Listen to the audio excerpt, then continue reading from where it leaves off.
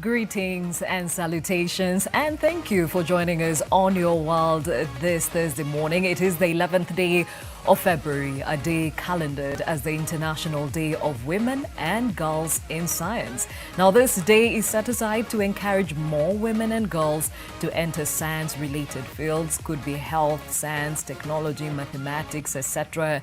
And though a lot of progress has been made over the years, unfortunately, a lot of women and girls still continue to be excluded from participating fully in science. So this morning, we interrogate why and how we can enable more women and girls to enter this field, a field widely considered for the male gender. My name is Gladys, Gachanja, and this is what else you can expect.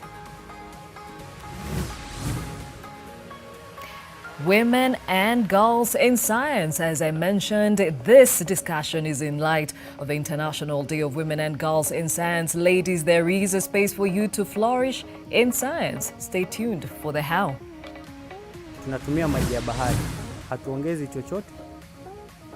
Just as the title says, these innovators in the coast are using ocean water for welding. We'll see what that innovation is all about.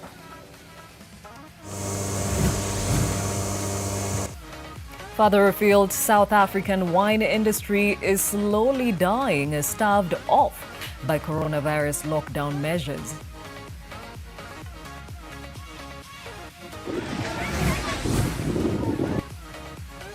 And people of Sudan are up in arms due to the high cost of living.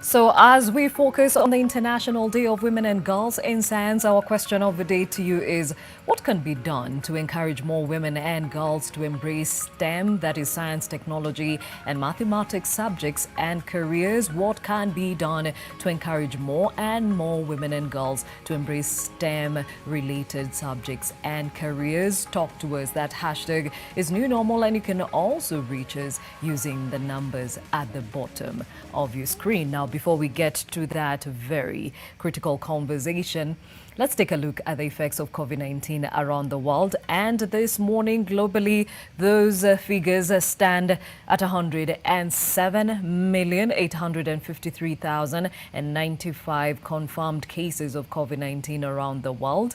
Out of that number, 80,004,443 have recovered, and 2,364,938 have succumbed to COVID-19. In Kenya, as you can see, that number stands at 102,221 confirmed cases, 84,728 recovered cases from COVID-19, and unfortunately 1,791 Kenyans have died due to COVID-19. Well, let's take a look at some of the stories making headlines this Thursday morning. And bent over a century-old machine, Tunisian soul artisan pipe maker Anis Buchnak carves smoking pipes from native briarwood, a craft passed down by his grandfather and father. The Buchnak family workshop was established half a century ago in Tabaka, a northwestern tourist town nestled in verdant hills that plunge toward the Mediterranean. And he says, welcome to my Alibaba cave. Here are our beautiful bushes that come from our forest. So they come here and then they are cut into blunks like this. Then they are cooked for 12 hours. Then we dry them for 20 years to have a better taste, to have a much lighter pipe. And in the end, we have a result like that, a beautiful Buchnak pipe.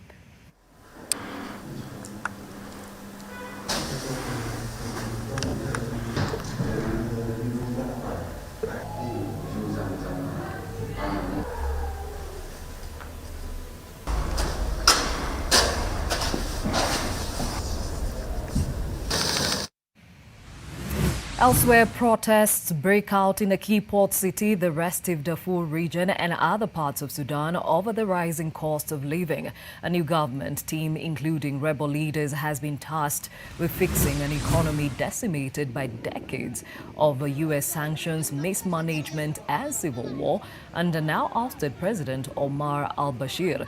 It also faces galloping inflation, chronic hard currency shortages, and a flourishing black market. Demonstrators in Nyala, capital of South Darfur state, hurled stones at police and set several shops on fire in the main market. The demonstrations were sparked by sharp increases in the costs of main ingredients for making bread.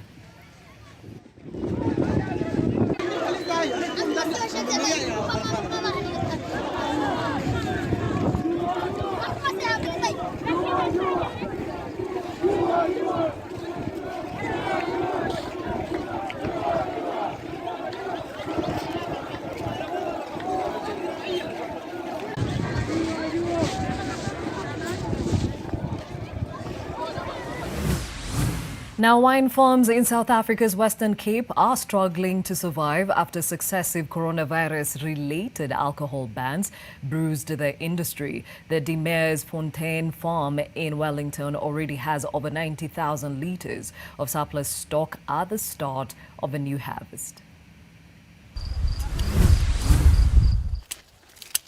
Our industry has been dealt a serious blow, not only by COVID itself, but also the way that the alcohol sales ban has been handled.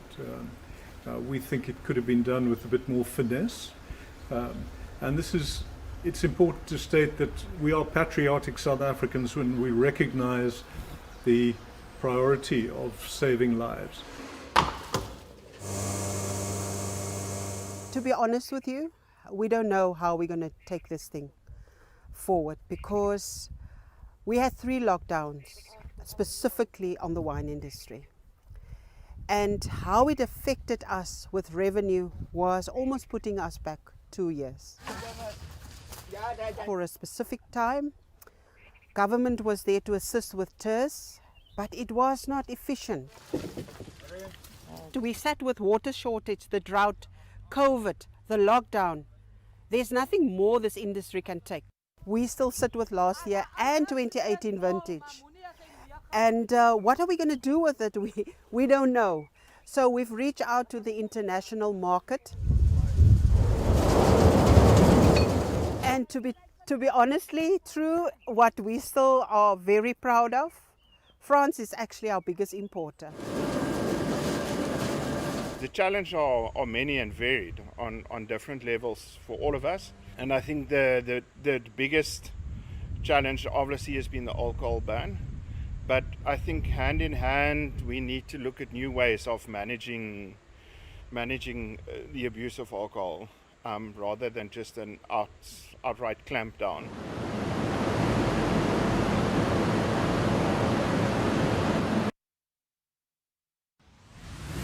Back home, and a conversation that has to do with innovation, something that sheds light on the conversation this morning on Your World. A group of youth in Watamu, Kilifi County are using ocean water for their welding. They have modified locally available materials to come up with equipment that enables them to use their ocean water to provide energy through a process known as electrolysis or electrolysis, depending on which school you went to. And NTV's Kevin Mutai has more. Ni katika mtaa huu wa Dabaso, eneo la Watamu, kaunti ya Kilifi, tulikopata karakana hii inayomilikiwa na kundi la vijana la CTI. Kundi hili limebuni vifaa kadha wa kadha, mojawapo ikiwemo chombo hiki ambacho wanakitumia kuchomelea. Inasemekana akili ni nywele na kila mtu ana zake. Maarifa hii inatokana na matumizi ya maji ya bahari ambayo yana chumvi na wanayatumia kupunguza makali ya nguvu za umeme. Tunatumia maji ya bahari, hatuongezi chochote wala hatufanyi chochote. Tukiwa tushamaliza kutengeza hii kifaa ni kwenda kuchota maji ya bahari, kuja kumimina na kutumia. Ni stima tu utakuwa unahitaji katika kufanikisha kazi yako utakayokuwa unataka kuifanya. We are using the electric current from the power source where it comes here and it will provide some ions or the charges. So the role of these charges is to lower the power from 240 voltage to 110. Ni ubunifu ambao wanasema walipata kupitia somo la kemia walipokuwa shuleni maarufu electrolysis, na sasa wanaiendeleza ili kujikimu kimaisha. Hii ni welding machine ambayo tunaitumia kufanyia kazi zetu hapa, kutengeza kama milango, madirisha na kazi zetu tu za hapa nyumbani. Pia hata gari yetu ambayo tunaendelea kuitengeza. Wanasema sio lazima maji ya bahari pekee, kwani mtu yeyote pia anaweza kukitumia kifaa hichi baada ya kuchanganya maji na chumvi. We are using the local available materials. The only thing one need to have, it is to have the knowledge of welding. Ukifananisha ama ukilinganisha na hizi mashini zingine tunazonunua dukani, hizo zingine kidogo kwa vijana ama wale watu wa chini kupata ule mtaji wa kuanzisha biashara zao ili wajiendeleze kimaisha ama kujikimu katika majukumu yao inakuwa ngumu. Nia yao ni kupeleka ubunifu huu kwenye viwanda vikubwa, ambapo pia wanasema wana uwezo wa kuvuna vitu mbalimbali kutoka kwa maji ya bahari kama vile kemikali, mbolea na hata chumvi. Kevin Mutai, NTV, eneo la Watamu, kaunti ya Kilifi.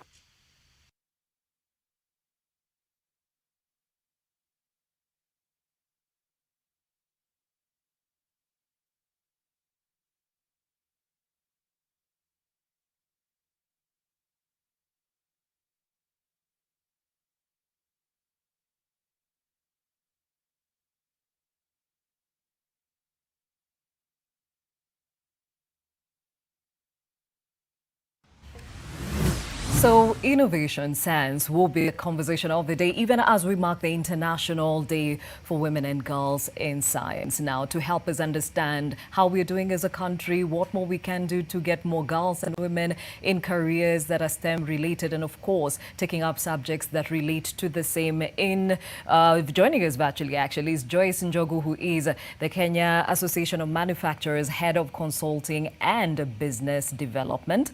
We're also joined in studio Catherine Wanjoya, who is founder and CEO of Selmark Agencies, and also joined by Esther Gitari, who is a mechanical engineering technician at Tropical Heat. Thank you, ladies, for joining me on this conversation. Now, I'll start off with you, Joyce. Why is it so important to have more women and girls in STEM career-related fields?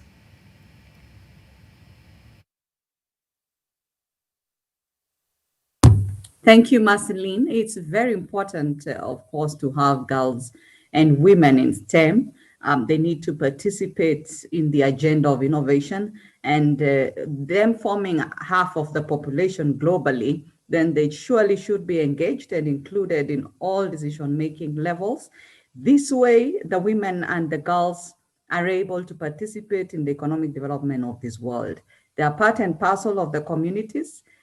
They should be, of course, involved in understanding the innovation opportunities that are there, and being bona fide citizens of this world. They must, in the spirit of diversity and inclusion, they must participate in the science and engineering opportunities. Thank you.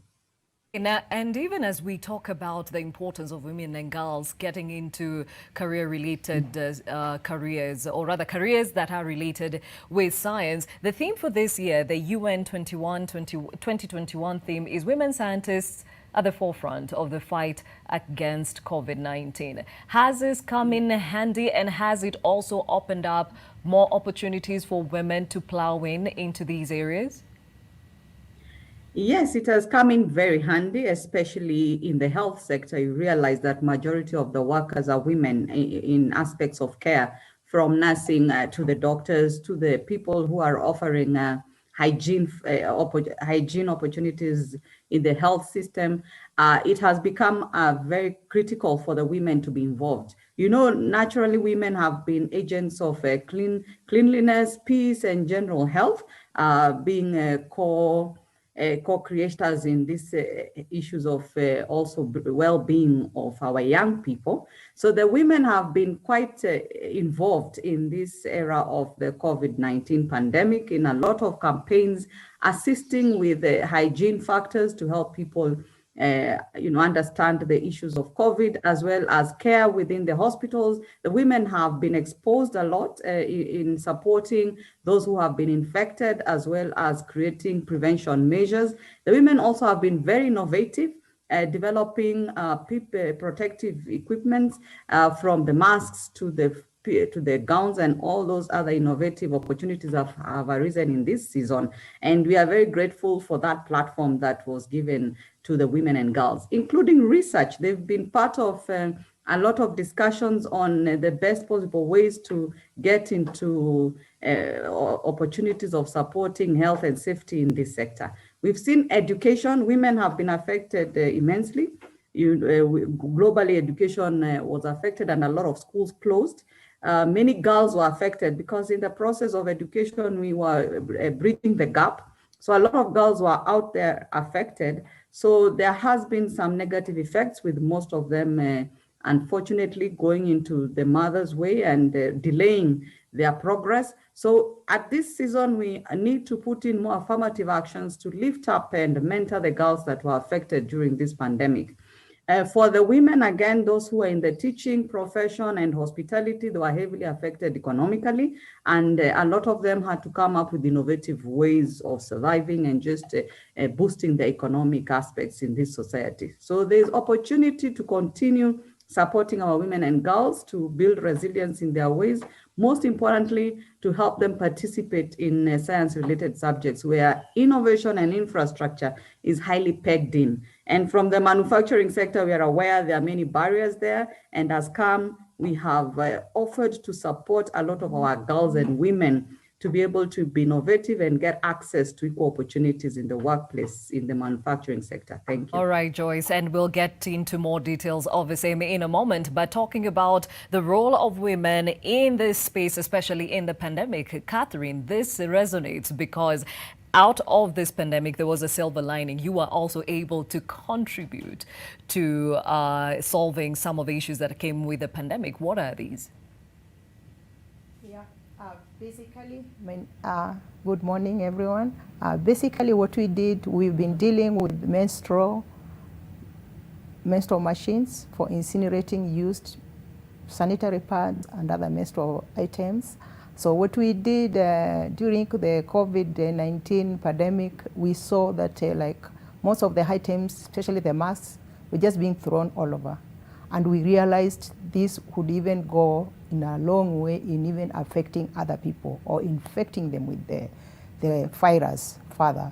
So what we did, we were able to pivot our machines for waste disposal and made them good enough to be able to incinerate PPEs, not only the masks, but they are able to even incinerate other PPEs. Mm-hmm. Yes. Now, hygiene definitely is one of those first-line defenses against contracting COVID-19. But you not only are incinerating the PPEs, you're also looking at the hygiene part of you when it comes to menstruation. Talk about that.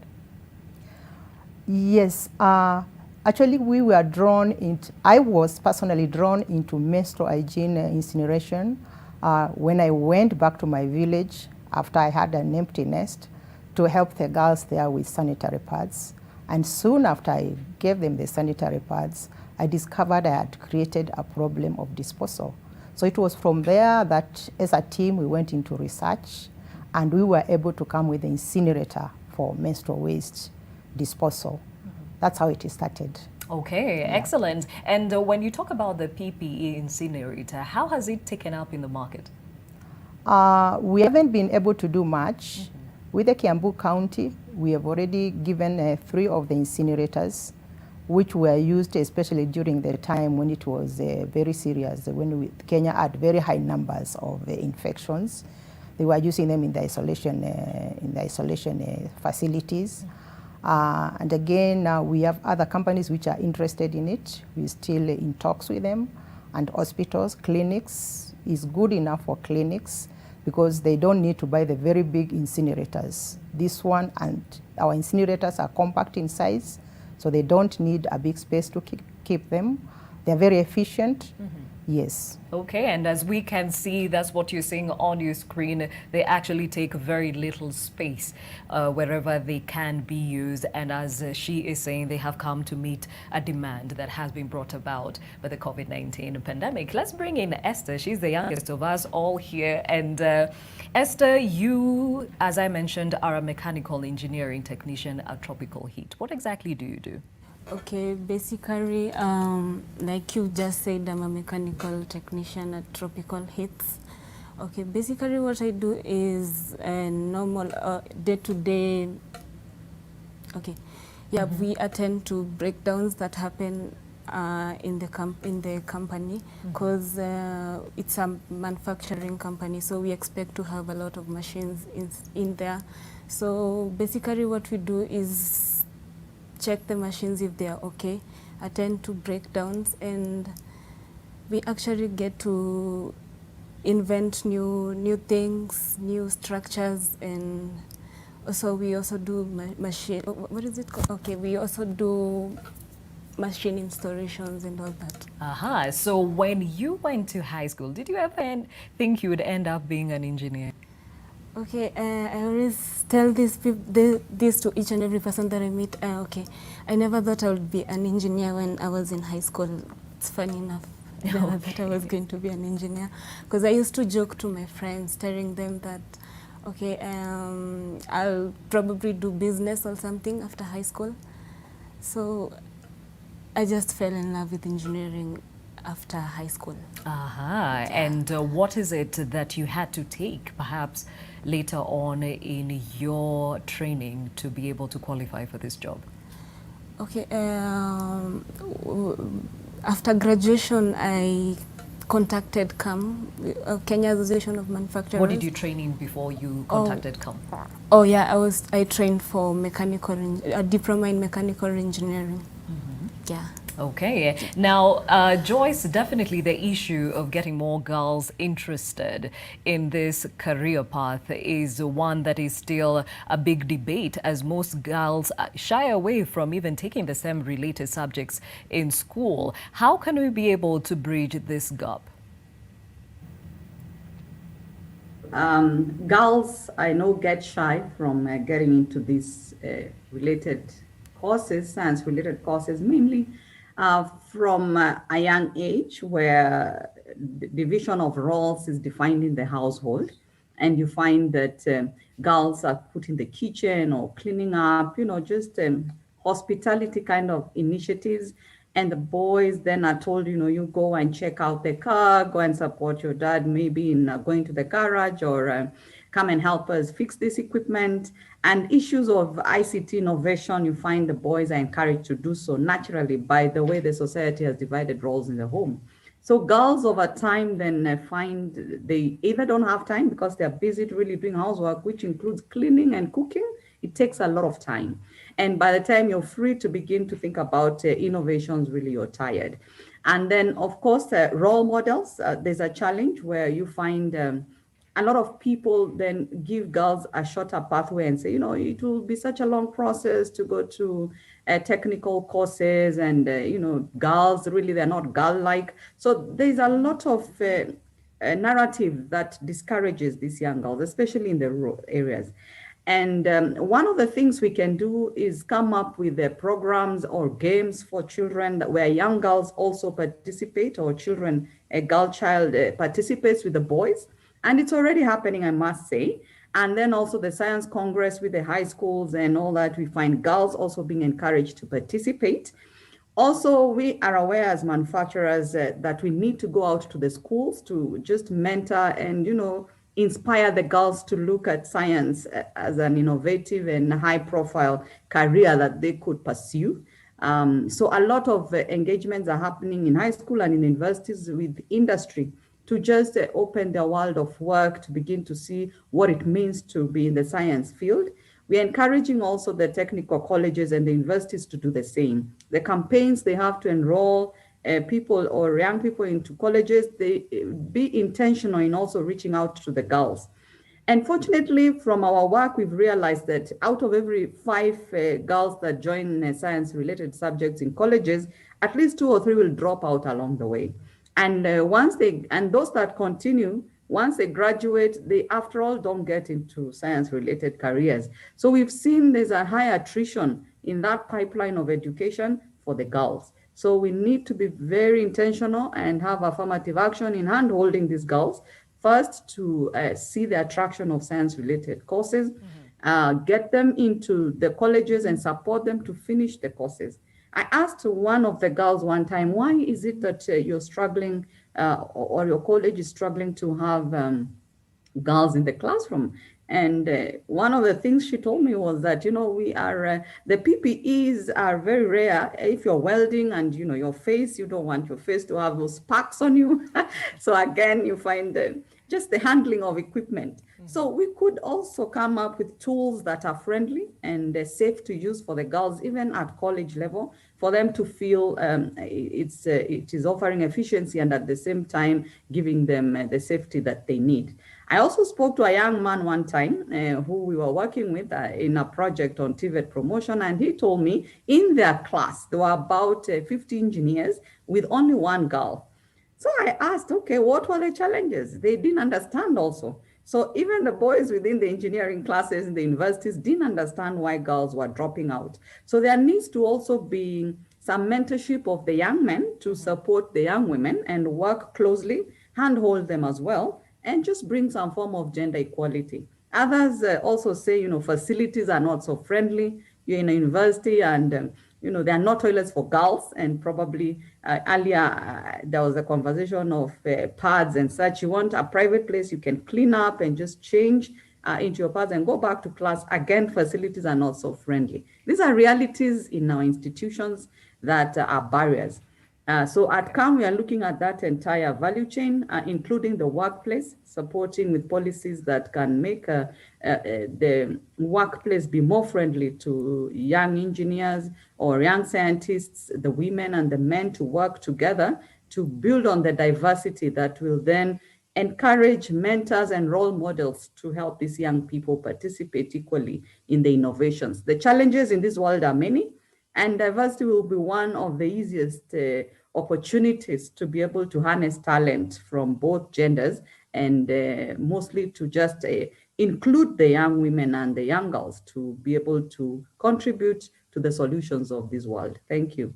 Thank you, Joyce. And when we come back, I'd like to hear from Catherine what it is that attracted her into the space of manufacturing, and perhaps through her story, other young girls can be inspired to follow after her footsteps. But before we take that short break, we asked you in our question of the day, what can be done to encourage more women and girls to embrace STEM, which is science, technology, and mathematics subjects and related careers. Favor Martin Omides says, create awareness of STEM in the minds of women, develop a platform on which ladies can interact with different minds in various fields within the ambience of STEM, thus giving them exposure. Thank you, Martin.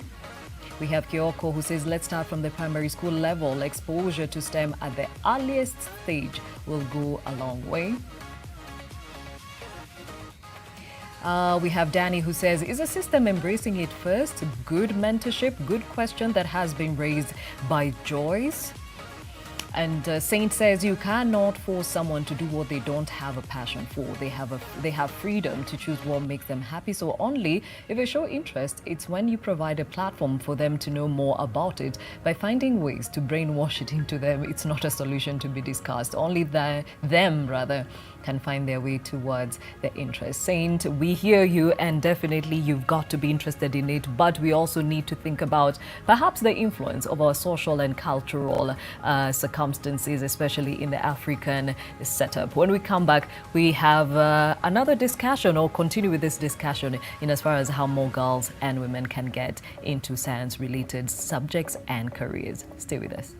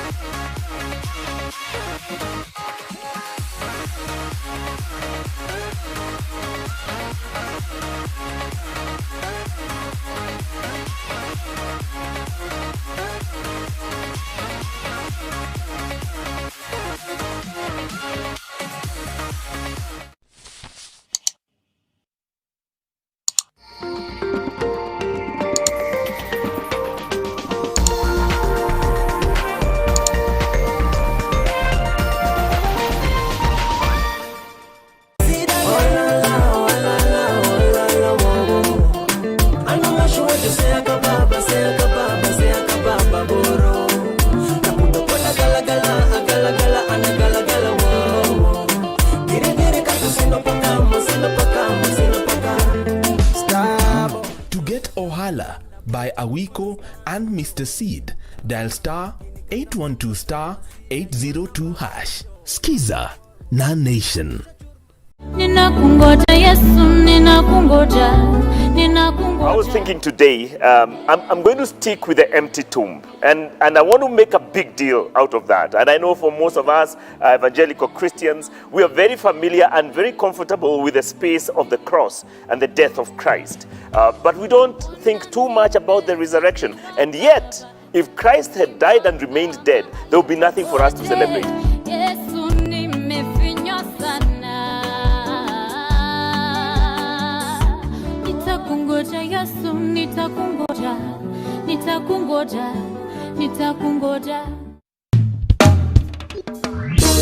Ooh, baby. Who said Rastaman ain't romantic, man? Rastaman sisi pia ni romantic sana. That's why this coming Saturday is all about the lovers rock. Mazengo mazote unajua za kilava, yani za mapenzi. But remember, we'll be holding a special edition just for you, only on NTV Jam Down. Valentine's edition.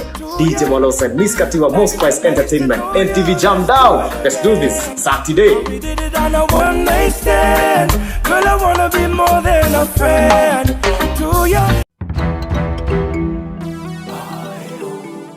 Next, on Daring Abroad, we take you to Dubai, the city of gold. My name is Crispin Mangongo. In Dubai, I run a security company. My name is George Ogango. I'm the CEO of First Global Events Company. On Kenya to the World, why this Dreamliner has been repurposed into a cargo aircraft. This Saturday at 7:30 p.m. on NTV. Yangu akili amechanganya changanya, amedanganya, hakuna tena siri, amechanganya, moyo umeugawanya, ya kumbe lipita kunusa, amechanganya, penzi amelipangusa, nalia. To get Subira by Ibra featuring Skill Bill, dial star 812 star 799 hash. Skiza na Nation. Akili, akili, akili, akili. Will you wash your hands with me? I want to wash my hands with you. Come on, I will show you what to do. Wash your hands in clean water. Wash your hands, wet them with the water. Wash your hands, now add some soap. Scrub your hands in the soap and water. Scrub above and below between the fingers too. Scrub under your nails and scrub-a-dub-a-doo. Rinse your hands in water. Rinse them clean, rinse away the soap. Dry your hands and go. Akili, why do we wash our hands? To wash away the germs. Akili, what are germs? They're like tiny little bugs on your hands, and they can make you sick. But I don't see any germs on my hand. That's because they're so tiny that you can't even see them.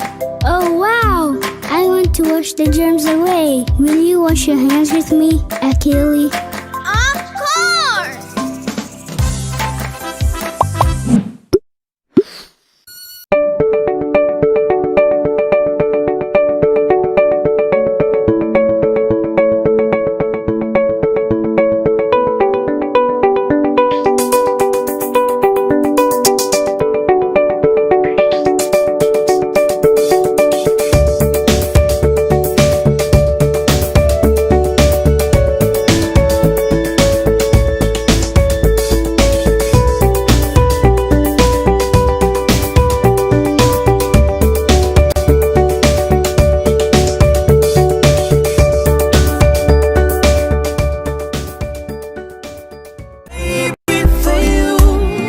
This week on The Trend. Oh, you got me in love, love, baby. Najua kuna vingi we usemi. Kwangu mimi so mbaya. Kwangu mimi so mbaya. Sina sifa za kihaya. Nilichojaliwa mahaba. All this and many more only on The Trend. Amina Abdi, mama you on fire. Welcome to Insignia Service Center, a state-of-the-art service center that offers diagnostics, repairs, wheel balancing and alignment, and a fully fledged high-quality paint booth. Insignia Group, consistent excellence.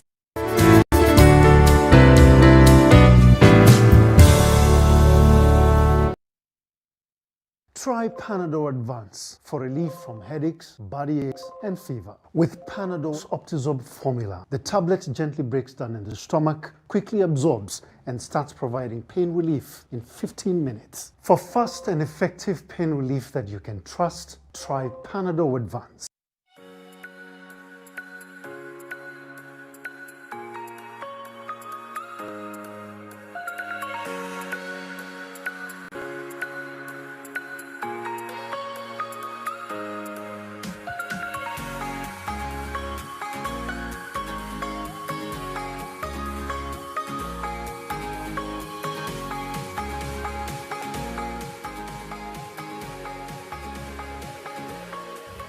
Thank you for staying with Your World. My name is Gladys Gachanja as we mark the International Day for Women and Girls in Science. Still in studio with me, Joyce Njogu, actually joining us virtually, who is CAM's head of consulting and business development. That is the Kenya Association of Manufacturers. Catherine Wanjoya in studio, founder and CEO of Selmark Agencies, and Esther Gitari, who is a mechanical engineering technician at Tropical Heat. And just to understand your journey better, Catherine, they say, according to the Kenya Association of Manufacturers membership, companies in the manufacturing sector are actually predominantly male-owned and staff. Here you are, a female owner. How did you start on this journey? Well, basically, I would say that just the way God does things, I was left with an empty nest, and I just started by donating sanitary pads in my village where I grew up without one. So after that, that's when I realized I had created a problem. So having grown in that village, I knew people will start saying, so and so is the one who has made this place look this dirty, because before they were not using those sanitary pads. So we, as a team, we work with a team. We set out to solve that problem, because for me, I had to get to solve that problem. Then from there, that's how we came up with the incinerator for sanitary pads. Mm-hmm. Now, when we went into the field, we found out the problem is even bigger, because schools, especially in rural areas, use pit latrines. Those pit latrines get filled up very fast. There are other parts of Kenya where the soils are not even that stable. They are not able to use those pit latrines. So they try to burn them using paraffin. Still, they don't get burnt out. I remember there's a school I went to, and the head teacher told me that they used that one of burning them. And there are times dogs, stray dogs come and just spread them around. Yeah. And it's not a very nice sight. Other times it gets flooded, especially in areas like Homa Bay. When it gets flooded with those pit latrines, it becomes a big mess. Mm-hmm. So for schools, it's a big pain. That's what we've realized. And we've sold to schools, especially rural schools. The need is huge there. Mm-hmm. just because they cannot afford to get things like the bins, which most urban offices could afford. A school in the rural area, no one would even want to go to that deep rural place to go and pick such. So for them, this has been a solution for them. And such that even, and it's not even very expensive to do it, because they are able to, the biggest incinerator uses less than 2 units to burn. Of power. Of power to burn. So it's very efficient, they are affordable, they are made locally, so we make them affordable because we realized the need was huge and we want them to solve that problem, just like I started solving it in my village. All right, so we are talking about science being part of problem solving, and in this case, you have solved a problem. Did you take up any science subjects growing up? Were you ever interested, or what's your background? My background is entrepreneurship. In high school, I took science, I did physical science, but I never pursued it past that. I did entrepreneurship, and later I did strategic management in my master's. So basically, I think the innovation has come from the entrepreneurial way of doing things. Yes. Okay, now Joyce, just listening to Catherine, there are those women that end up in this space not necessarily because they pursued science, but because they saw a problem and knew the people to work with to actually solve the same. So is this something that you see on a regular, or does somebody have to have a background in science? It's quite common to have women as entrepreneurs looking at solutions that they can use to solve certain problems, and they don't necessarily have a background in science. And then it brings a lot of challenges sometimes in the way they approach innovation. Their cost of doing business becomes very high if like production costs or transport costs or even capital outlay if they are not well supported.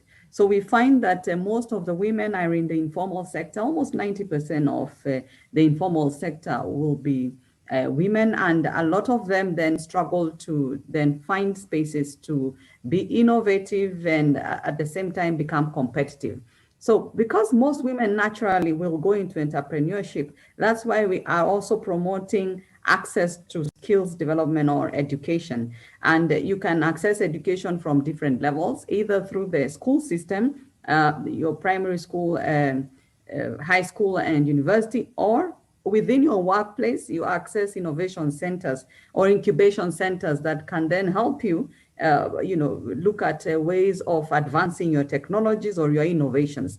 So learning is lifelong, and that's why you find this International Day is addressing both women and young girls, because some women then are already out there as entrepreneurs. And entrepreneurship for us is a major issue because you could also come up with innovations and you're not able to commercialize it. And that's even more common than those who go direct into entrepreneurship and are only struggling with having the right technology and being competitive. So the transition from innovation to commercialization sometimes is very difficult. And those are the two prone challenges that we have with our young people as well as our women. So we have different programs through our SME Hub at CAM and Women in Manufacturing program, where we then we invite the women who are in entrepreneurship to join us. And together we can work on supporting them to grow and deal with the barriers that they could have, as well as encourage them and give them a platform to air their views and be part of decision making. Thank you. All right, now let's bring in Esther. So you said it's after high school that you developed an interest in engineering, right? Yeah. Okay, so what subjects did you take in school? Were you the kind that took sciences throughout? Okay, basically I only took 2 sciences, that is biology and chemistry. But then, at the start, it was a bit hard for me because I didn't take physics when I was at high school. So the first year of college was a bit tricky for me because, you haven't been you haven't done physics like completely. I only did physics, that is Form 1. Yeah, I wouldn't blame it on anyone. You see, the system is the problem because the teachers will choose what you're going to do. Like in most high schools, they'll decide for you. So, or depending on your strength. yeah, depending on your strength. So I'd say I wasn't that good at physics, so probably they thought I should do business. Ah, okay. So when you got into a campus, was it college? Yeah, you said, and you developed the interest in engineering. What is it about it that attracted you? Engineering. Yeah. Okay. So after I finished my high school education, I really wanted to be an entrepreneur. My dream has already, not an entrepreneur, I mean a business person, and I've always wanted to do something to do with business. So I got a letter to join a certain university to go and do a a degree in commerce. Yeah, but then I felt that was not really me. I just couldn't do it. So I just sat down with my parents and I told them, I think engineering is for me, because after doing some research, I've always wanted to work at Kengen. So after doing the research here and there, I realized to work there, this is what I need to do. So at first I decided I wanted to do electrical engineering. So I went to the school, but they told me the class was fully occupied. Now this is college. Yeah. So they asked me, what if I switched to mechanical engineering? So I told them, let me go back home, do my research, and if I find it suitable, I'll get back to you. So I went home, did my research, and funny enough, it turned out to be something that I could consider. So I went back, told them I'm going to take the opportunity. Yeah. Now you say you were struggling with physics because it's something that you didn't do in high school. Yeah. So what systems were in place in the school to help you along? Okay, so first of all, what really helped me was my fellow students, yeah, because they find you not getting so well with one field, and then they want to help you here and there. So, and then also we have the internet. So if you don't get something, you just research. And at the end of the day, you get to know, because now in YouTube you'll find videos demonstrating exactly what you're struggling to learn. Yeah. So what specific subjects did you take? Somebody is probably listening to you and wondering, hey, mechanical engineering. So what subjects are these that are specific to that course? To that course. Okay, at high school level, I would advise any girl or any person that wants to do mechanical or any course in engineering, please do physics, love physics. Yeah, because it's all about physics. In as much as you need the other subjects, physics really plays a bigger role in that. Okay, and in college, what was added on to physics? Okay, in college you get, we have physics, we have, you get to learn about, let's say you get to learn about structures and components in all industries. Like now, for example, in each and every industry, you'll find that we have probably a compressor, because probably they have a machine that needs compressed air. You'll find you will learn about pumps, because probably they need a pump to maybe pump water somewhere or pump fuel somewhere. Yes. Yeah. So I say physics is the main thing. It's not actually the main, it's not the only thing, but it's the main thing. The main thing. The main thing, yeah. And then also you'll get, along the way, you'll get to learn entrepreneurship, communication skills, life skills.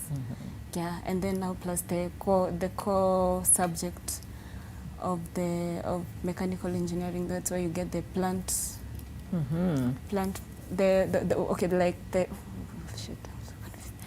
yeah. That's where you get the main idea of what you're doing there. Okay, interesting experience there. And Joyce, listening to Esther, clearly if she listened to her teachers back in high school, she would have given up on having a career in manufacturing and now as a mechanical engineer. So I know you mentioned earlier as to what it is that CAM does in association with the schools, but is there a way to ensure that you're able to grasp some of these minds that are interested but are discouraged by the system? Thank you for the question. Unfortunately, we don't necessarily penetrate the primary and high school systems, but from the college perspective, we are able to reach out and just encourage both women and, the young girls and the boys on understanding the manufacturing sector. So the discouragement we get is when we call out for probably graduates in plumbing, for instance, or mechanical engineering, majority will be boys, and we begin to question where is the gap coming from. But the few that we find them, we then listen to them and ask, okay, what are the challenges that you're going through? What would you have done differently if you knew about these careers? And a lot of them would say in a home setting, most of the times the role models are the fathers. So the fathers influence a lot the careers that the young people take. So I would encourage the fathers also, as much as they're mentoring the boys, to also mentor the girls and offer them an equal platform.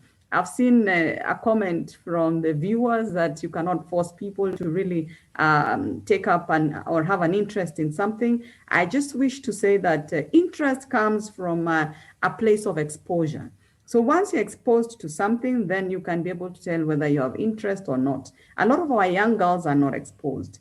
As CAM, what we are doing currently is also helping the teachers who have been a major barrier in the colleges in making especially young people think that certain courses are not as lucrative, especially in the technical diploma level. They feel like the system has created a perception that if you don't go directly to the university, you're probably just there because it's a plan B or you're not successful. So there's a lot of negativity which we have been trying to remove in partnership with international partners like the German government through GIZ, and their private sector association, AHK. We've been working together to show the German model of how careers in science have been very lucrative. Number one, in solving solutions within the world, since we are growing, we are advancing at a very high speed in technology, and now going into high level automation and industry 4.0,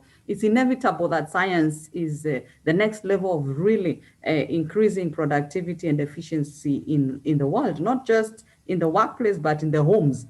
So if women are not able to use technologies even in the homes, then it's a challenge, them being the users. So we are working to also enlighten the teachers and the tutors there to begin to also perceive science subjects as lucrative for young people and change their perception and the way they speak to these people so that they mentor them positively. And Okay, one of the Joyce, things they're doing, yes.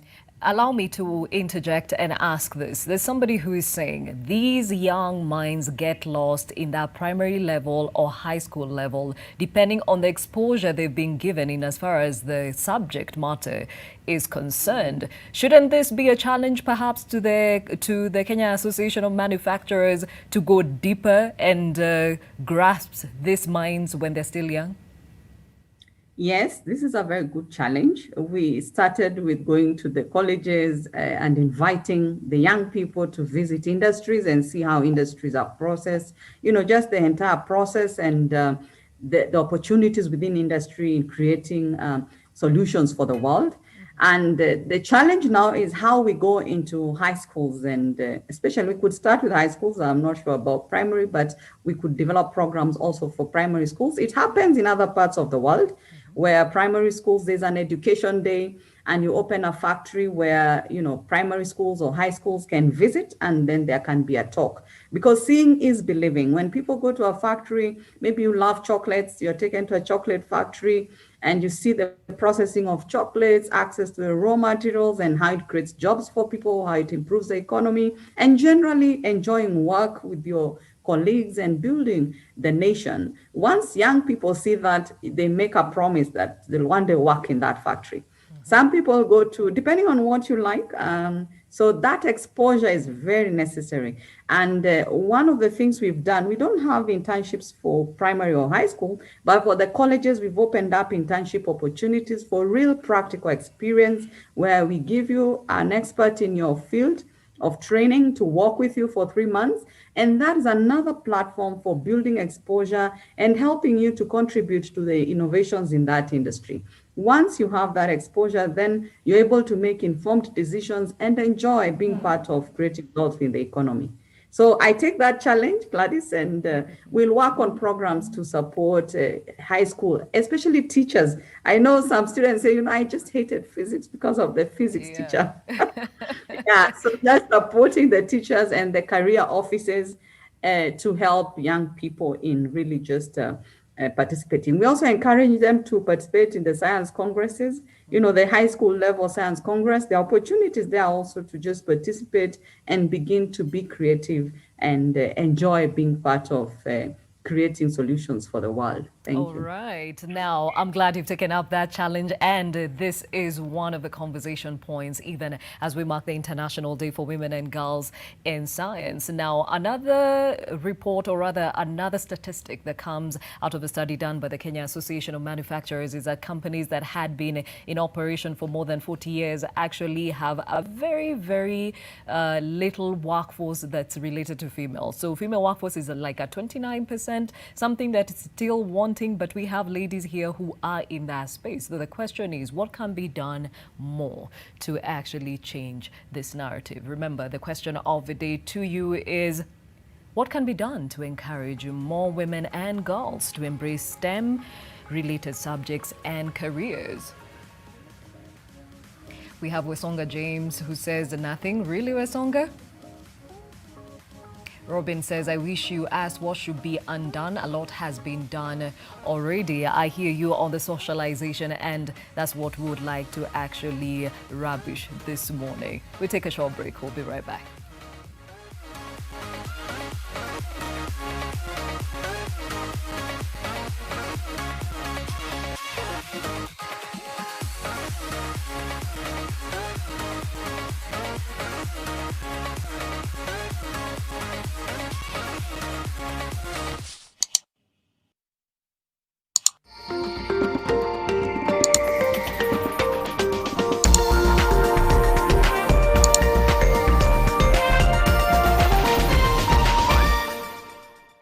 Premium candles. It is made of pure, fully refined paraffin wax. It doesn't have smoke.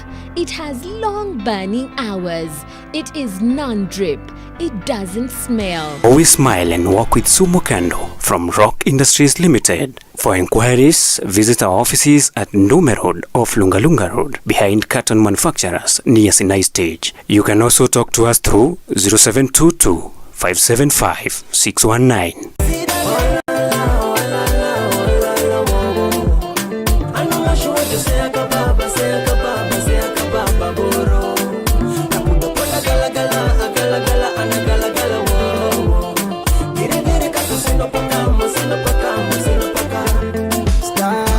To get Ohala by Awiko and Mr. Seed, dial star 812 star 802 hash. Skiza na Nation.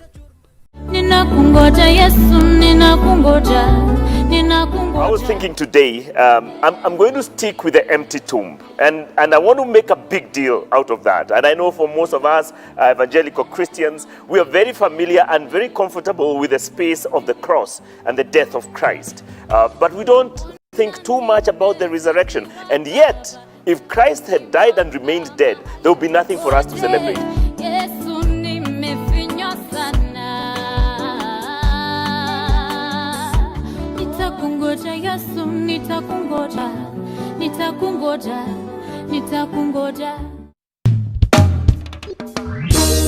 Ooh, baby. Who said Rastaman ain't romantic, man? Rastaman sisi pia ni wa romantic sana. That's why this coming Saturday is all about the lovers rock. Mazengo mazote unajua za kilava, yani za mapenzi. But remember, we'll be holding a special edition just for you, only on NTV Jam Down. Valentine's edition.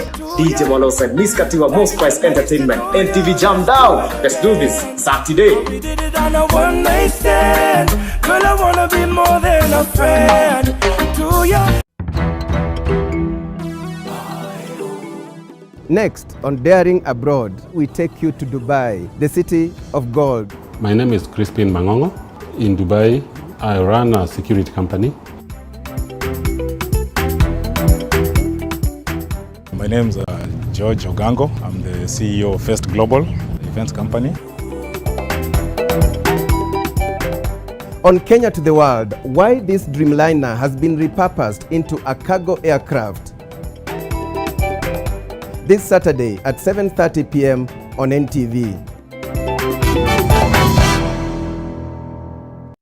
Yangu akili amechanganya changanya, amechanganya, hakuna tena siri, amechanganya, moyo umeugawanya, ya kumbe lipita kunusa, penzi amenipangusa,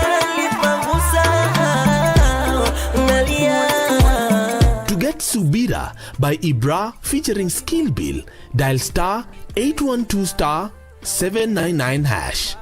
Skiza na Nation. Akili, akili, akili, akili. Will you wash your hands with me? I want to wash my hands with you. Come on, I will show you what to do. Wash your hands in clean water. Wash your hands, wet them with the water. Wash your hands, now add some soap.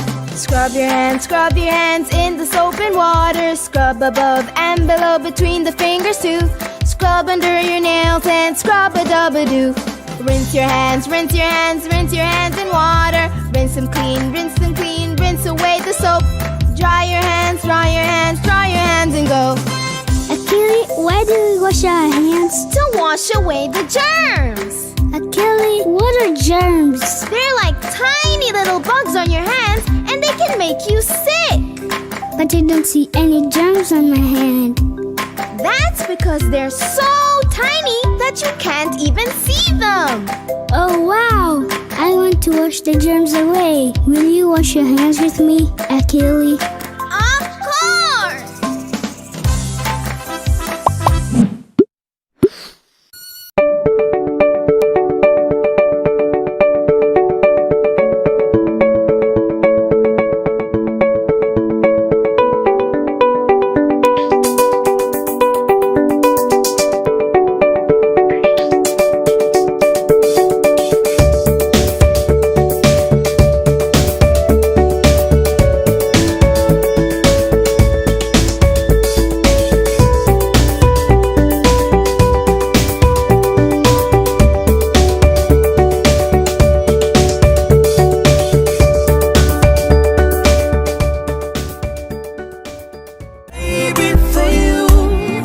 This week on The Trend. Oh, you got me in love, baby.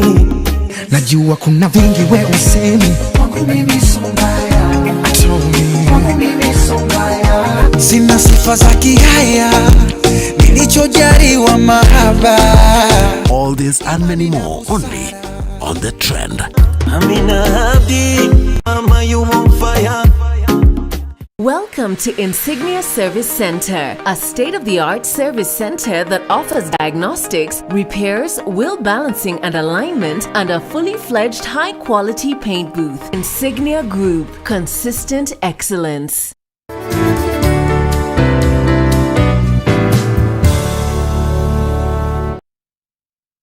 Try Panadol Advance for relief from headaches, body aches, and fever. With Panadol's Optizorb formula, the tablet gently breaks down in the stomach, quickly absorbs, and starts providing pain relief in 15 minutes. For fast and effective pain relief that you can trust, try Panadol Advance.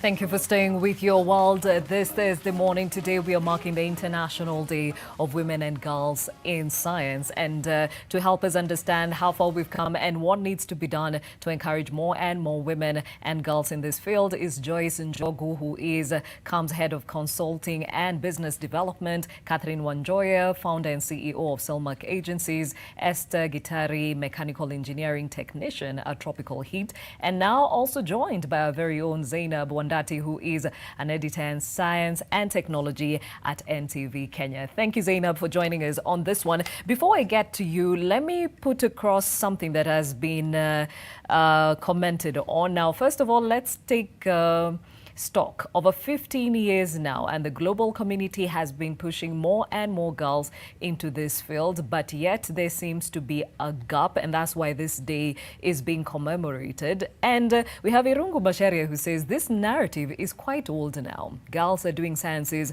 as much as boys are. Give us something new. Hii maneno ya girls in kitchen and boys in garage is actually stereotypical and counterproductive, because we have lots of girls in science and their families do not even have cars. Joyce, what's your comment on that? Well, I know the debate is quite old, and that is what is discouraging, especially in the urban areas. And in the rural areas, the story is different. The debate could be there, but no action on the ground. So I'd like to invite the person who's commented to just take a walk to the colleges and the universities. We are talking of recent data. We have been working with the technical colleges and the universities, and we know the number of girls in those courses are very few. So as much as it's an old debate, we are concerned because the numbers are still not at the level that we expect. We also know about the constitution where we say 30% representation. Are we at 30%? We could be more than 30, 50 in some sectors, but in others we are not, at different levels. From low-level jobs to high-level top decision-making positions, or even being industrialists. For instance, when you look at the manufacturing sector, how many businesses are women-owned? Where you say this, we have this number of women owning large industries, or this number of women owning medium-sized industries. That's not a story. That's the reality. There are very few. So I'd like to involve women to be more involved in research, so that as we dialogue about supporting women, we have the facts. So as much as we are still talking about old professions and all that, when you look at the reality on the ground, you find that implementation has not been as powerful as we would want. We are not yet at an equal position where we can say women are as included, or from an equality perspective. So please engage, just go out to the colleges, walk there yourself, find out how many are doing engineering, and then we can be able to continue the discussions. Research has given us the data, and that's why we are continuing to have affirmative action. If I just give an example, if you look at even AGPO, access to government procurement opportunities, we are literally begging women to take up some of these opportunities, especially in high procurement areas. If you look at the Women Fund, the uptake is very low. So we really would like to see results and say, the results say that women are actually fully optimized in the way they're taking up opportunities in the society. And I'm sure the narrative will change. Thank you. Okay, and speaking about numbers, as I mentioned earlier, companies that had been operating or have been operating for more than 40 years, according to the Kenya Association of Manufacturers, actually have a female workforce of only 29%. And you can imagine, with women being more than men in this country, that's very wanting. Let me hear from Esther. You work at Tropical Heat. How many other ladies are in the same department as you? Three women. Yeah. When you look at the larger company, are the women more than the men, or they're very few? No, the women are lesser than the men, because basically, if you look at the research is done, it's one woman for four women. For 4 men. 4 men, I mean, sorry. Yeah. Okay. Yeah. And when you talk to your colleagues, they're female now, what do they say are the biggest challenges they hear from their colleagues or their girlfriends as to why they wouldn't want to work in such a place? Okay, in the industries, in manufacturing, to do mechanical engineering and other careers? Okay, so basically for me, what I hear people saying, mostly it's the stereotype gender, okay, I would call it gender stereotyping, where we find that, okay, the society has placed a woman in the kitchen. That's why we don't, we don't find so many women going out for these courses, because all they know they can do is probably the other lesser, okay, I wouldn't call them lesser courses, but a course that is more suitable to them according to how the society has stereotyped it. Yeah. Okay, on an average, how many hours do you work in a day?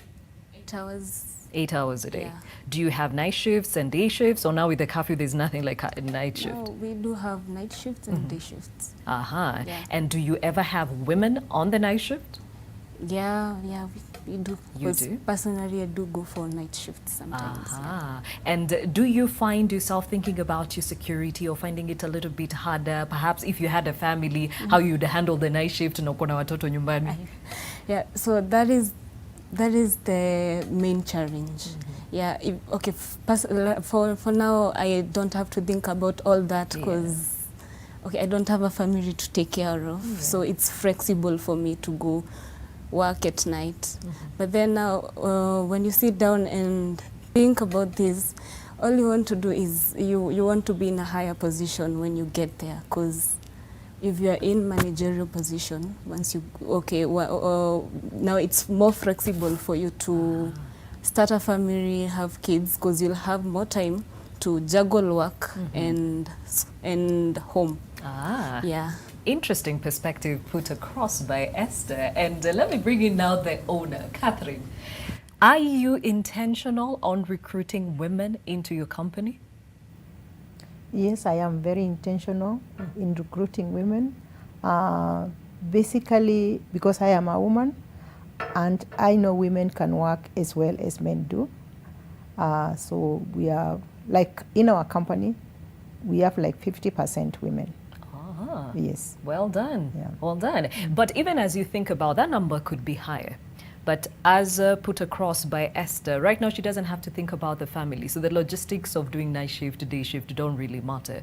But there's some women who shy away from these kind of jobs because of the logistics that comes when it comes to catering for a family. How do you make the work-life balance work for them?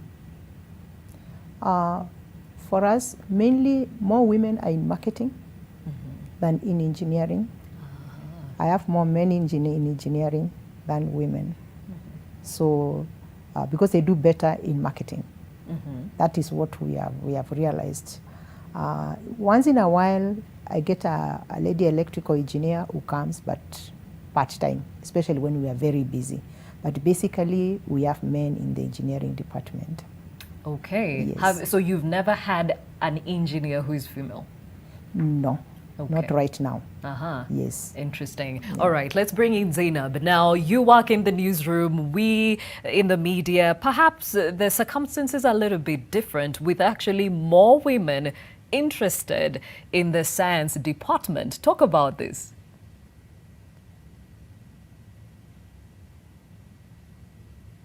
Good morning, Gladys. Good morning. Good morning, Gladys. Thank you for having me on the show.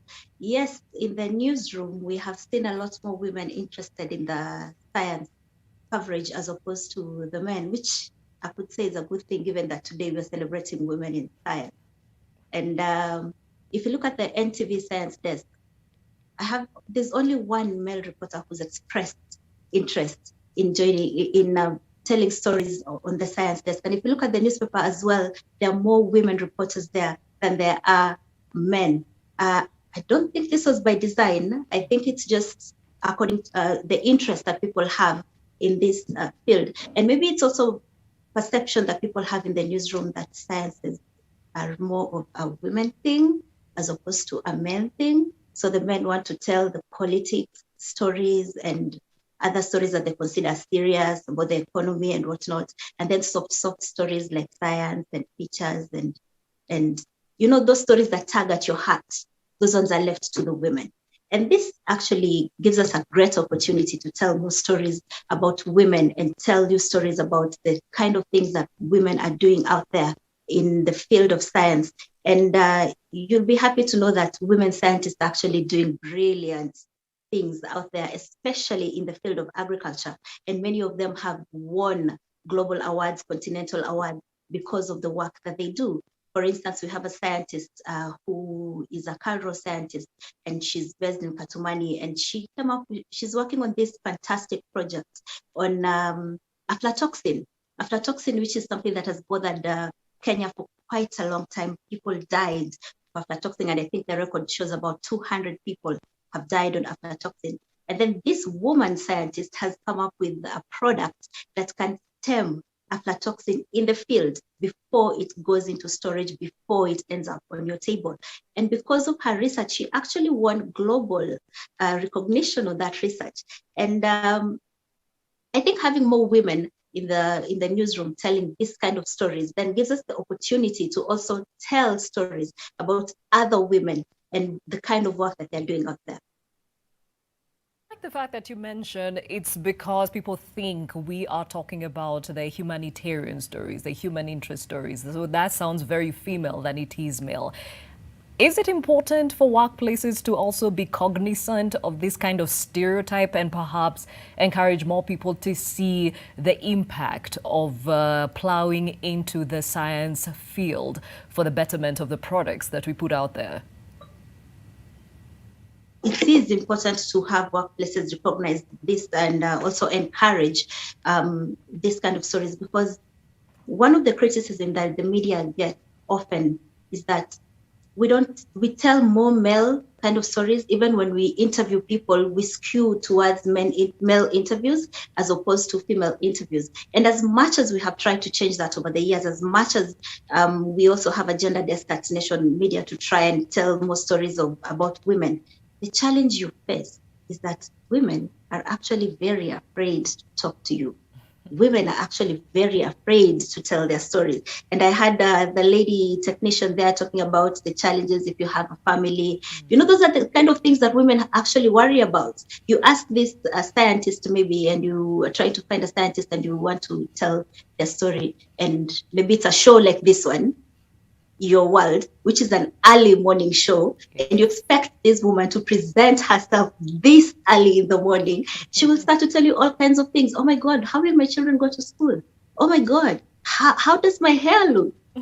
Do you think really my children will be able to manage in the morning without me? You know, those are the kind of challenges you get. And so you'll find sometimes you may want to go pitch a story to your editor and tell your editor, I have this woman. She's doing these fantastic things in the field of science, and I'd like to tell you a story. And then you'll find the editor may not be very receptive because they understand the challenges that come with interviewing this woman. And so they might tell you something like, hiyo weka utafanya siku ya Women's Day. Utafanya siku ya International Women's Day. Utaizi fanya vitu zingine serious. And also there's the issue of trust. Scientists are very difficult people to trust other people who are not scientists. So as a journalist, in order to get you to tell me your story, and so that I can tell other people your story, you'll be approaching me with a lot of cautiousness. You'll cancel on me a number of times. And then when you finally start to open up to me, you'll not be very, confident in what you're telling me. As opposed to when you're talking to a male scientist who are used to getting all the attention. So they have gotten the courage and the confidence to be able to talk to the media. So for women, it's usually a slow baby steps to get them to finally open up and to be able to finally tell us their story. A great perspective to this conversation. And Joyce, I'm sure you appreciate hearing this from the Fourth Estate. So back to the fact that we have an issue with the numbers, and a lot of women shy away from these science-related careers because they're thinking, okay, fine, how do I balance out all these balls, especially when family and children are concerned? So what is the Kenya Association of Manufacturers ensuring that its members put in place to give their members, their workforce, an easier time in making these decisions?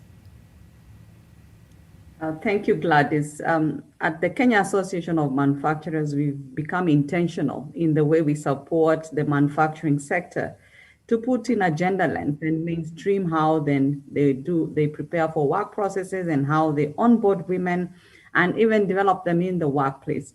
We are also sharing with them guidelines and also, awareness around what the law says on how to provide equal opportunities, as well as guidelines to just help them begin to have dialogue with the workforce and then arrange proper work schedules that's conducive to everybody. I must say this is not just a problem for manufacturing. We have also other professions like the health sector that struggle with these issues of work-life balance and the night shifts. And what we've seen is that, as families, people could plan around the 8 hours of work that you could do. And it's not, and looking at your seasons in life so that you're able to balance, like what Esther said, there are seasons you're okay with night shifts and there are seasons you're not.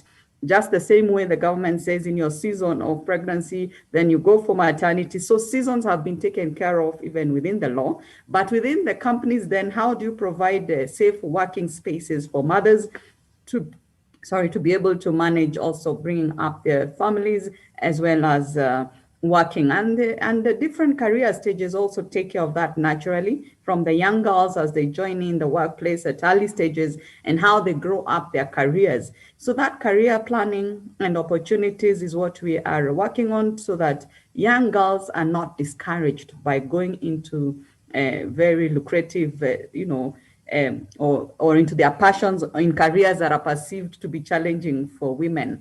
I just wanted to also add on a positive note on the statistics you mentioned, that 29% are women in old companies that are more than 50 years old. In the same numbers, there's also data that says in the newer companies, 41% are at least women. So that's growth. I want to encourage those who feel that this narrative has been going on for too long, that there's growth in the way that the world of work is changing and how women are being engaged. So if you're moving from 29 to 41, that percentage growth is an encouragement to all of us, that these narratives, these human stories we are giving an impact to women is actually making a difference in the way women are making their choices and the way employers are also making decisions in how they reach out to the women and support them in the workplace to be just as productive as the men. And as we debate on this, it's not just about women, it's how women are integrated into society and work jointly with the men, so that together we are able to harness talent from all perspectives. And if you notice, there is also this debate around most of the consumers or decision makers on what will be consumed in the homes are women. So if you don't engage women again, your products may go nowhere. So a lot of marketers have cleverly found ways of inviting men to come with their wives so that, they can have a higher impact in how they influence them. So this is a critical element for us to know that for the world to move, women must be engaged and integrated into decision making in how we provide solutions for this world. Thank you. All right. And something that is known the world over to keep the global scene moving is money. And this has also been another deterrent to so many women who would like to own manufacturing firms or just get into the work of science-related fields. So I'd like to understand from you, Catherine, how was that starting off? Was it capital intensive? Yes, it was capital intensive. We used our savings. Later, we got a lot of help, even from the government. We have been funded by Kenya Innovation Agency, through the Ministry of Industrialization, and they have given us funding for commercialization of the incinerators. We've also gotten funded by the UK government through our innovation. They've also given us some money, especially when we were starting. The pivoting actually was funded by the UK government, Royal Academy of Engineers, of which I'm a member. So I think if someone is able to come up with an innovation which has impact, help is out there. You will get help. Because you realize even the government notices such and funds such, even in a time like this one. Because the funding that we have gotten actually came in last year. Yes. Interesting. And how old is the company?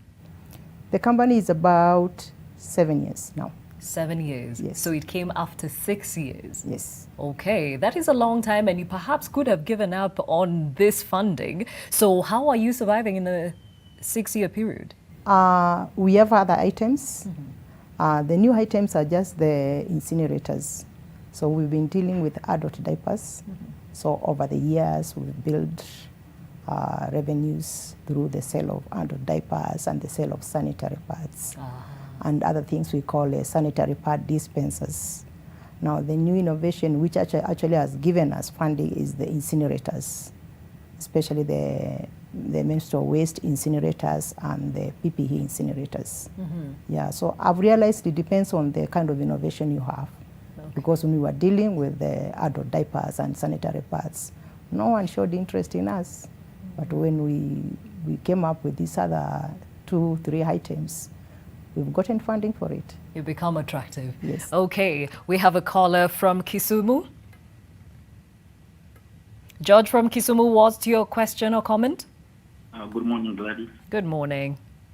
This is George from Kisumu. Hello? Go ahead. Yeah, I was saying I'm an owner of a software company, developing company. Yes. Scuba Tech. Go ahead, George, we can hear you.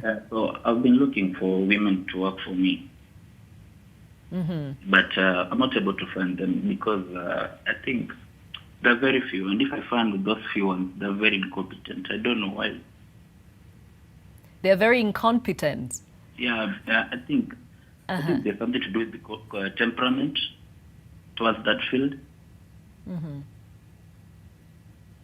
Yeah, because when we went for a research in Canada, we were told a very simple thing in, I think it's psychology, that women are more interested in people and men are more interested in things. Yeah, so I've been looking for women because the more you have women in your company, the labor cost goes down. Oh, really? Yeah, because, there's a supply and demand of labor. So more women means more laborers, meaning less cost. No, I'm the one to dictate the labor prices.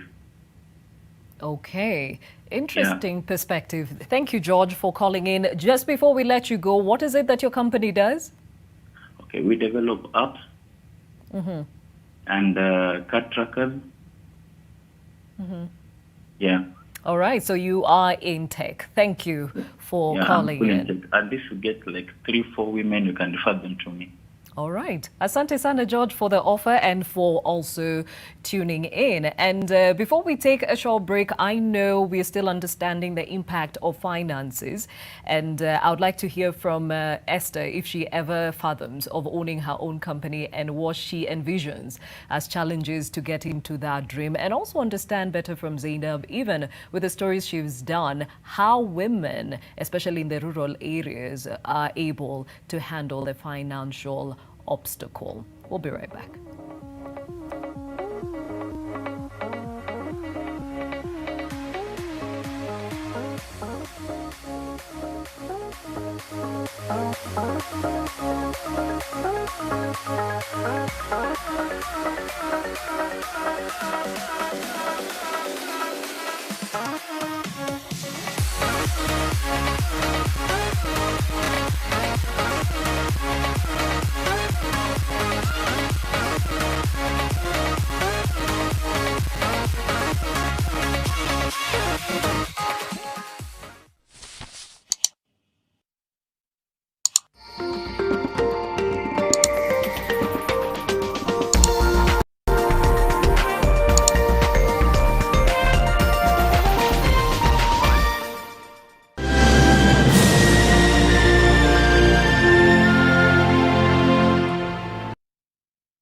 Rock Industries Limited wanakuletea bidhaa za plastiki zinazotumika kila siku maishani, kuanzia matumizi ya jikoni, usafi na shuleni, miongoni mwa matumizi mengine. Chakula kitamu sio upishi tu, kikiwa kitamu kisha kipakuliwe katika vyombo maridadi kinakuwa kitamu zaidi. Ndio maana Rock Industries Limited wanahakikisha mezani na jikoni kunapendeza kwa kukuletea vyombo maridadi vya plastiki. Vyombo hivi ni vya viwango vya juu, vyenye rangi nzuri ya kupendeza, umbo wa kuvutia na vinadumu. Baadhi ya bidhaa za plastiki kutoka Rock Industries Limited ni vikombe, glasi, sahani, jagi, begi, bakuli, vijiko, vichana na kadhalika. Na bidhaa hizi muhimu zinapatikana katika duka lililo karibu nawe pamoja na maduka ya jumla kwa bei nafuu. Kwa maelezo zaidi, wasiliana na Rock Industries Limited kupitia nambari 0722575619 au 0736028181.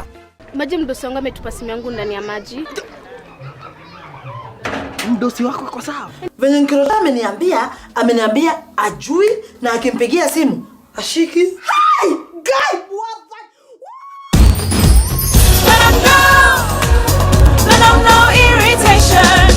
For the women who deserve more, Moped is now in Kenya and more than 40 countries. With its nylon-free surface, new Moped has unique softness and up to 100% protection. Your skin will love it.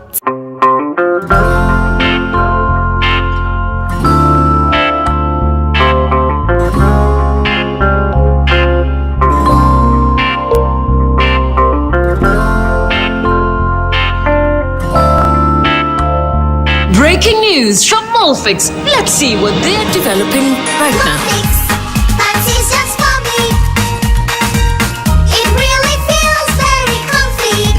Molfix pants with anatomic fit technology.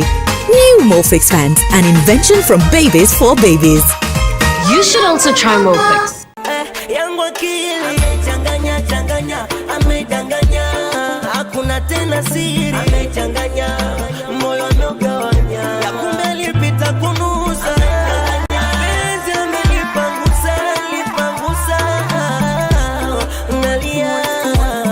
To get Subira by Ibra featuring Skill Bill, dial star 812 star 799 hash.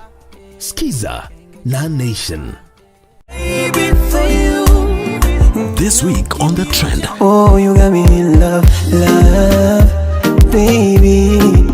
Najua kuna vingi we usemi kwangu mimi so mbaya. Kwangu mimi so mbaya. Sina sifa za kihaya, nilichojaliwa mahaba. All this and many more only on The Trend. Amina Abdi, mama you on fire. Welcome to Insignia Service Center, a state-of-the-art service center that offers diagnostics, repairs, wheel balancing and alignment, and a fully fledged high-quality paint booth. Insignia Group, consistent excellence. Thank you so much. Thank you. Thank you. Thank you. Thank you, Auntie Lina. Thank you for making us. Thank you for making us your favorite drive show crew. Nation and friend, we love you. Wow! Thank you, people. This is the bankers and stitches. I got you good. Niwa jamaa mechizi yani. Tunajibamba na show yenyu. Muendelee hivyo. I came to rap, you know, do my thing. Thank you for listening to 96.3 Nation FM. Of course, Antona Obina. And Obina. I'm taking control. Mad love, mad respect. Wow, photo. I run the city.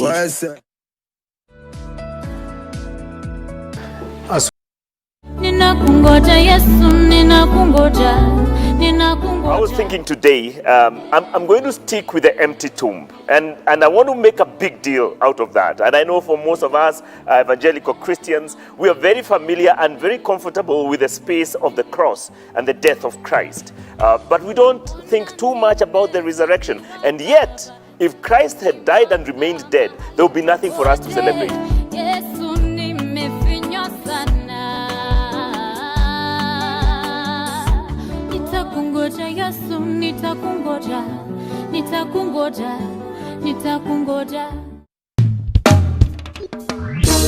Ooh, baby, He said Rastaman ain't romantic, man. Rastaman sisi pia ni wa romantic sana. That's why this coming Saturday is all about the lovers rock. Mazengo mazote unajua za kilava, yani za mapenzi. But remember, we'll be holding a special edition just for you, only on NTV Jam Down. Valentine's edition.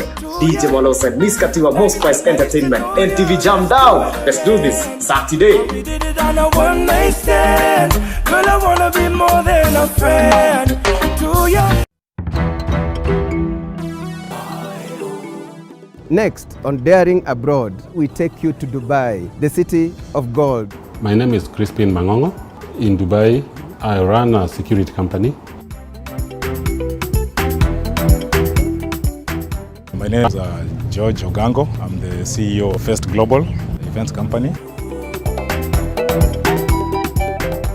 On Kenya to the World, why this Dreamliner has been repurposed into a cargo aircraft.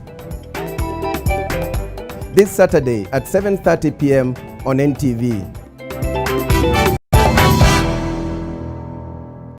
New Year comes with New Year deals. Renew your corporate subscription and get a bonus. Subscribe to Nation e-paper for 3 months and get 1 week absolutely free. 6 months and get 2 weeks absolutely free. 1 year and get 3 weeks absolutely free. To sign up, visit epaper.nationmedia.com or email subscription@ke.nationmedia.com. Offer valid till 28th February 2021.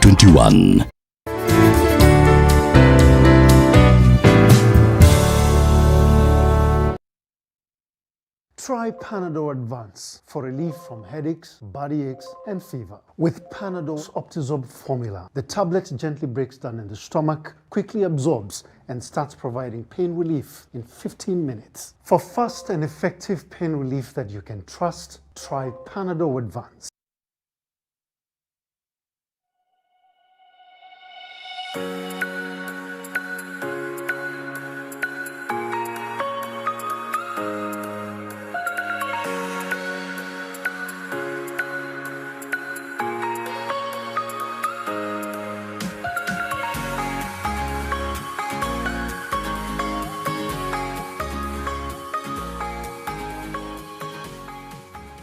It is the International Day of Women and Girls in Science, and here on Your World, we're trying to understand how we're doing as a country and what more can be done to encourage more girls and women in the careers that are STEM related. And when we went to break, we just had from George in Kisumu, who actually put across something that is widely known. Women are interested in people and men are interested in things or gadgets. And perhaps this is one of the reasons why women are skewed towards people-centric careers and men are skewed towards gadget-centric careers. But also we touched on the fact that finances is a deterrent for many women getting into science-related fields because they cannot marshal up the capital needed to start off their own companies. Esther, you have been doing this job for how long now? 1 year. A year. Yeah. When you think about it and look into the future, is this something that you would want to grow and perhaps have something of your own? Yeah, I really want to own a company or start my own business someday in life. Yeah. And do you have an idea of where you would start in terms of where you would get the capital, where to buy even the machines and things like that? Yeah, I could have an idea all too on where to get the machines. But then now the question comes with the capital. Yeah, we find so many banks trying to give out loans, and we also have programs that need to empower youths to start something by themselves. But then the question is, what if whatever you start doesn't work out? Where do you get the money to pay back what you took? Yeah, so I think that is one of the main reasons why most women would feel like they don't want to start something by themselves. They don't want to take the risk. Yeah, they just want to get employed, get the money at the end of the month, and move on in life. Yeah, but personally, if I got a better, if I got a better channel that would fund me to maybe probably start my own business, I would surely take the risk. Okay, for sure. Women are more risk averse than men, so understandably so. And what you say you have been mentored into this space by COM. Yeah. What kind of information or capacity building have they done for you to give you that confidence that this is a field that you can flourish in? Okay, so basically what happens with COM, for me, after I graduated, I just contacted them and told them that I'm seeking to have an internship position. So they placed me at Tropical Heats. Yeah, so the placement is where I benefited from, because I only worked for 2 months and I was able to secure a job. You see, there's a difference between me with someone who never got the opportunity to go showcase what they can do. Yeah. Okay. Yeah. So do you believe with more exposure as such, more girls will be given more opportunities? Yeah. Yeah, with such an exposure, so many girls would be out there, because I feel there are so many girls out there who haven't found someone to, just give them an opportunity. Yeah, give them an opportunity to showcase what they can do. Yeah. All right. Over to you, Zainab. In the stories that you have done or heard in as far as scientists in the rural area are concerned and women who have entered the manufacturing space, how do they handle the obstacle of finances? I've come to realize that there are so many sources of funding that you could get. There are very many people out there, so many organizations out there that are willing to fund you if you're doing brilliant work. You just have to have your paperwork in order, have your plan in order, have your prototype in order, and also, of course, you need to remember if it's a product you're bringing to the market, you need to remember to have it copyrighted or have it patented to you so that somebody doesn't steal your plan. Because that's something that happens a lot, especially to young people. They don't know how to do that. So once you have all those things together, there are so many ways in which you can get funding. Of course, there are venture capitalists you could reach out to. There are organizations like the African Academy of Sciences. It's always putting out calls for people who are doing some research. There's also AWARD. There's so many organizations that can give you the funding. But before I finish on that point, I'd just like to touch on something you've mentioned from the gentleman in Kisumu there about women being incompetent. But that statement has really... That statement has really touched me, not in a good way though. You see, statements like those are the reason women don't get into STEM. When you start to say things like women are incompetent, or women are interested in people, not in things, those are stereotypes. And it's because of these stereotypes that women are told when they're still young that you're a girl, you should play with a doll. Don't touch that car. You know, when you're trying to understand how this toy car operates, what is it that makes the wheels move, what wire connects to what wire to make this light turn on. And then your parent or your relative snatches that out of her hands and puts a doll in her hands instead. That's how you start to condition this girl that when you grow up, you should be doing more things that are considered feminine and not masculine. So that's why we find it strange when you hear there's a woman mechanic. That's why we find it strange when you hear a woman has built something awesome, because we were conditioned from when we were young that women are not supposed to be doing things like that. And stereotypes like this are why we have this day in the first place, to break down those stereotypes and get rid of them so that you can encourage the women to come into science. And the technician there, she said she's being mentored by COM. Believe it or not, there's actually a paper that was published last year that claimed women don't make good mentors to other women scientists. And it is a paper that has been condemned by scientists and termed sexist. It was published in the Nature magazine on the 17th of November last year. And they argued that in order to publish that paper, they reviewed 200 million published works and over a period of 100 years. And they picked out women published works, women mentor-mentee pairs, especially the women one, and then followed the mentee's career path and the kind of things they published and how many times this mentee was cited. And they noticed that A woman scientist who was mentored by another woman was cited 18% less than a woman scientist who was mentored by a man. And so they concluded that women don't make good mentors to other women. And of course, that paper has been trashed for being so blatantly sexist like that. And so the magazine said they would review. I wonder if CAM itself, as they do the mentorship, if they've seen anything like that, that the women they have in the organization mentoring women in the industry, if they're getting any kind of obstacles in the way. And it's something I'd be interested to hear from CAM. I know we have CAM on the show here. Yeah. But in terms of financing, there are sources, there are places where you can apply for financing. All you need to do is to get rid of self-doubts. All right. Thank you, Zainab. And Joyce, I think you can take that question from Zainab in as far as the backlash that comes when it comes to the mentor-mentee relationship between women and girls. But also, as you're addressing that, touch on the importance or the need for capacity building, because I believe what George was saying is they are interested in the field but do not have the right skill set to actually flourish. Thank you, thank you. First, we must recognize that mentorship is a skill. And if you're not skilled in that area, you're going to struggle to be effective. So one of the things that CAM we're doing is building capacity of mentors, industrialists, in mentoring skills so that they understand what a mentorship relationship is. And we do the same to the young people.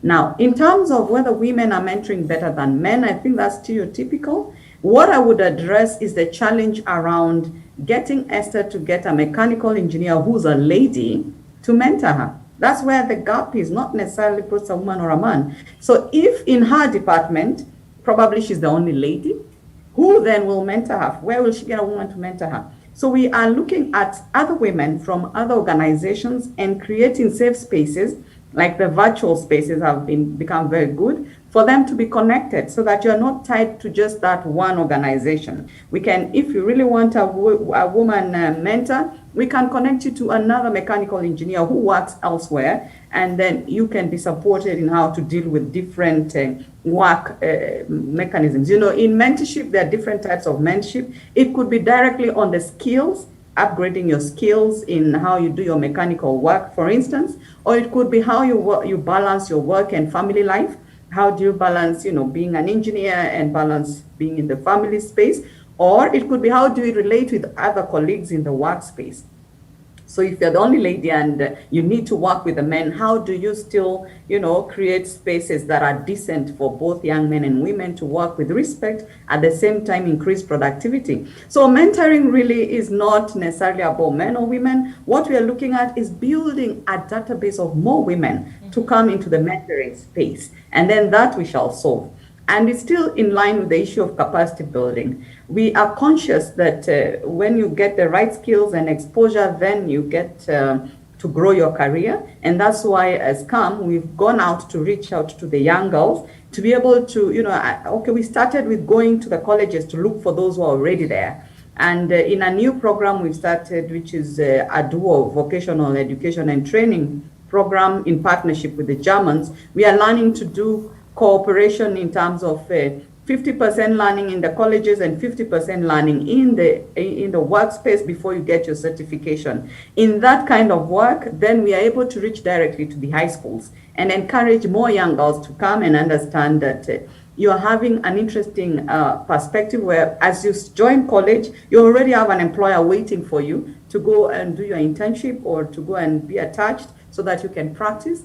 And in that process, you're able to make an informed decision that you like this kind of work or you like this kind of sector. We also know women would like to work probably in not necessarily women, anybody. Whether you're a young man or a young woman, we expose you to different sectors and you decide, no, I want to be in maybe aviation or I prefer to be in textile. So that's really personal, individual, based on where you start from. And that's why we always encourage young people, always start from a position of knowledge so that you start well in your career. And the platforms are there. And as you heard from Esther, this program of ours has been very successful. Getting access to HR managers or to employers is very difficult for young people. But we give you a platform through the trainings we give you on work readiness, how to position yourselves, how to understand what skills you bring to the workplace and articulate that to the employer. And the employer then gives you space, knowing you don't have any experience. They say, okay, you come. If you have interest, come. And they give them a space. And most of them actually get jobs. By the third month, employers have a safe interviewing process where they've given you projects, they have 3 months to make a decision. So it's safe also for the employer in recruiting, and it's more sustainable.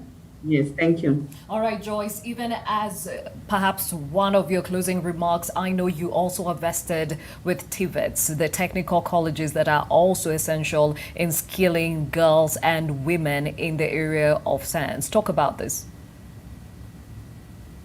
So in our TVET program, we've also supported the technical colleges to come up with strong business plans that they would use to reach out to the young women and girls, as well as the young men, but also affirmative actions in the way they provide education and training and reach out to different stakeholders.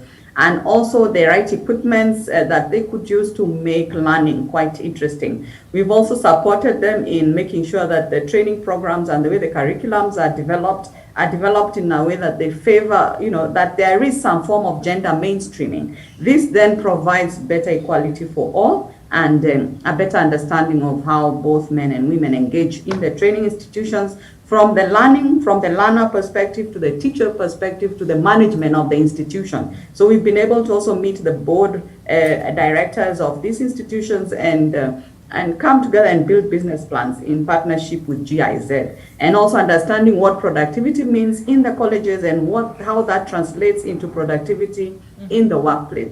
Yes, so a lot of work is going on, and we are open to more partnerships to scale up this kind of work so that more people can be able to participate. But also on the financing issue, the bigger gap really is making projects bankable. A lot of people have ideas, but and as I said earlier in the conversations, commercializing that, making it bankable in a way a financier sees reason to fund it. And once you get funding, hand-holding to make sure that you utilize those funds for the purposes that were intended and you get better results for your business so that the funding is not wasted or it gets lost or doesn't have the right impact that was intended, so that we all grow together in a sustainable manner. Thank you. Thank you, Joyce. And even as we bring this conversation to a close, many of you are asking, okay, we've seen the incinerators, the sanitary one and the PPE one. Perhaps, Catherine, you can show us how they work.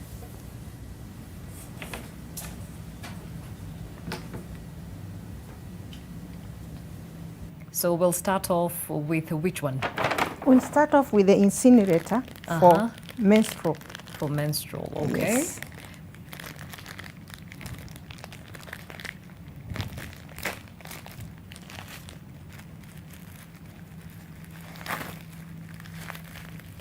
This particular incinerator is for a school of about 300 girls, women. Okay. So usually what we do here in Kenya, we usually wrap this with this. Yes. Which is really not really advisable. This is plastic. Okay. Plastic is not very friendly to the environment. So we would encourage people not to wrap it with the plastic. Okay. But still, even if you wrap it with the plastic, our machine is able to handle that. So we usually fold them like this. Then this machine is somewhere on a wall. It's mountable on a wall.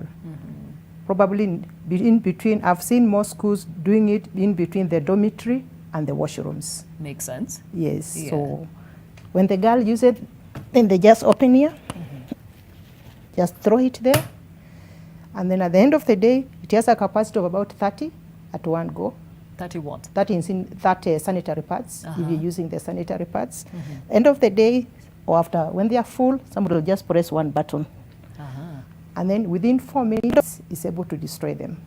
Okay. When it destroys them, it goes up to temperatures up to about 300 degrees Celsius.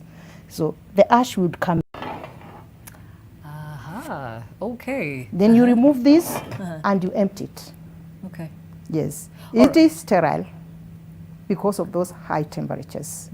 It reduces one sanitary pad to only 1 gram of sterile hash. Wow. So what we dispose is very little. And since it's on site, it means that the sanitary pads, which are hazardous, do not end up in the environment. Okay. And how about emissions? Emissions, we have another bit which cleans the emissions. Yes. That's attached to now the that is attached to top this. part. Yes, we didn't come with it. All right. Yes. So you said that can handle a group of 300 girls. Yes. Excellent. And how about the PPE one? This one, I carried the small one. Yes. These days we're having home-based care, and most of the time we are using the masks. Now, if the person is using a mask, you just come with your mask, same, open, throw it here. Okay. This one will take up to about 80 masks. Okay. End of the day, or when it is full, just press this button. It incinerates. This one also has got a ash container. You remove. Yeah. You empty it. Yes. Okay, so you say this one can handle 80 masks. Yes. All right, and the ones that hospitals are bound to use can take up to? More than this, because we have different sizes. Yes. This is the smallest we have.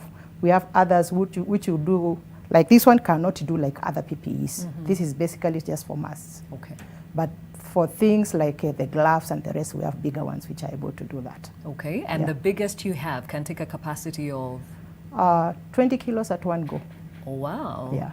Interesting. Yes. Okay, well done. I guess right there is proof that women and girls can be great contributors when it comes to STEM-related careers, and if they get the right support and definitely funding, they can be able to solve a lot of our societal issues. Well, thank you to all the ladies that joined me on this conversation as we marked the International Day of Women and Girls. Joyce Njogu, who is the Kenya Association of Manufacturers Head of Consulting and Business Development, Catherine Wanjoya, founder and CEO of Selmac Agencies, Esther Gitari, who is a mechanical engineer, technician at Tropical Heat, and of course our very own Zainab Wandati, who is NTV's Science and Technology Editor. Well, that's it from us here on Your World. Thank you for your contribution and definitely joining us every morning. We shall be back tomorrow morning. See you then.